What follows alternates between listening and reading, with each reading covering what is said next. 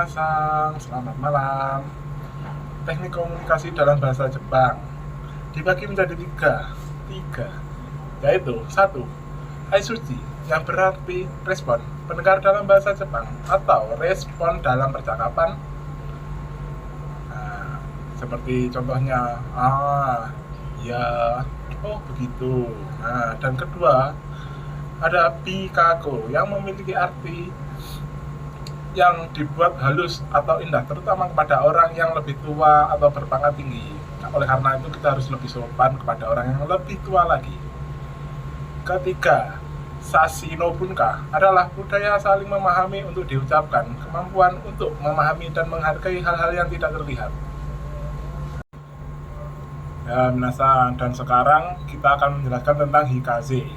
Hikaze yang berarti bebas pajak, memiliki pengertian tidak dikenakan pajak atau penghasilan barang tertentu. Nah, dan kemudian pada umumnya berlaku untuk pendapatan rendah, bantuan sosial, atau barang bebas pajak. Kedua, manfaat hikaze tidak perlu membayar pajak, pendapatan tertentu, mendapat prioritas dalam layanan sosial di beberapa daerah. Nah, sekarang kita akan membahas mengenai perbedaan nenkin dan genzeng. Nah, pertama, nenkin. Nenkin diperuntukkan untuk semua pekerja. Ada dua jenis pajak nenkin, yaitu meliputi kokumin nenkin yang biasa untuk wira swasta dan mahasiswa. Dan jenis yang kedua yaitu kose nenkin untuk pekerja perusahaan. Nah, dan perbedaannya dengan gensen yaitu pemotongan pajak penghasilan langsung dari gaji. Dan di gensen memiliki dua jenis pajak, yaitu satu, pajak penghasilan atau sotokuse, dan dua, pajak penduduk Juminze. Pajak di Jepang dibagi menjadi tiga. Satu, pajak penghasilan. Dua, pajak penduduk. Tiga, pajak konsumsi. Pertama, pajak penghasilan adalah pajak yang dikenakan pada penghasilan seseorang atau perusahaan. Contohnya, gaji kerja, keuntungan usaha, bonus, dan pendapatan lainnya. Nah, ciri-ciri dibayar berdasarkan jumlah penghasilan yang diterima. Semakin besar penghasilan, biasanya pajaknya semakin besar.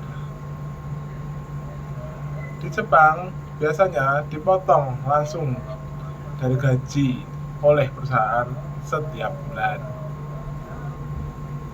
Yang kedua, pajak penduduk adalah pajak yang dibayar oleh orang yang tinggal di suatu daerah. Contohnya, prefektur atau kota. Ciri-cirinya digunakan untuk membiayai fasilitas daerah seperti sekolah, jalan, taman, dan layanan masyarakat lainnya. Nah, yang ketiga, pajak konsumsi adalah pajak yang dikenakan ketika seseorang membeli barang atau jasa. Nah, ini juga memiliki ciri-ciri, teman-teman. Ciri-cirinya dibayar setiap kali membeli sesuatu. Di Jepang, tarifnya sekitar 10% dari harga barang, atau beberapa makanan 8%. Sudah langsung ditambahkan pada harga saat pembayaran tersebut.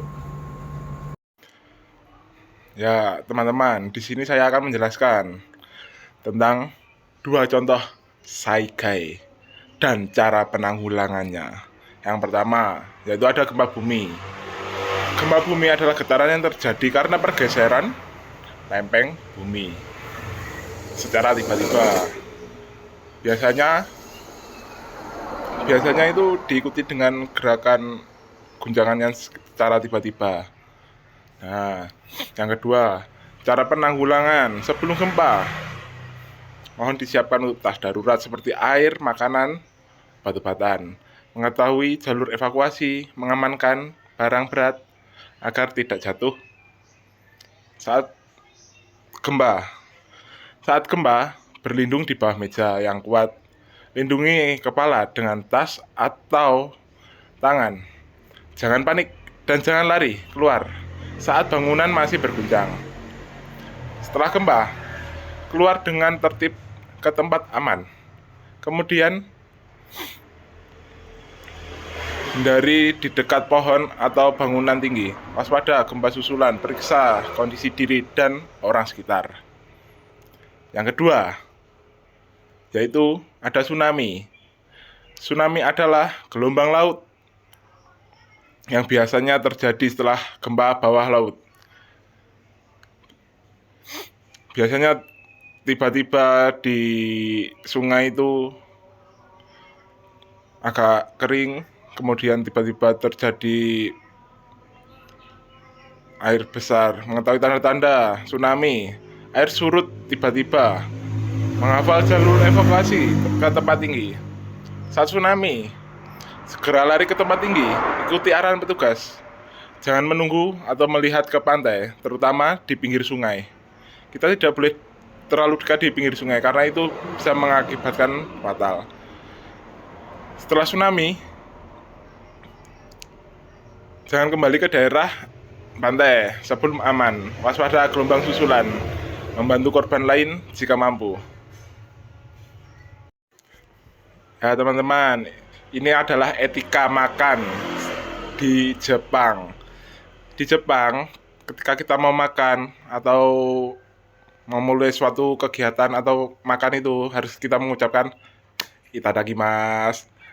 Itu adalah sebagai bentuk rasa syukur kepada Tuhan, alam, dan orang yang memasak.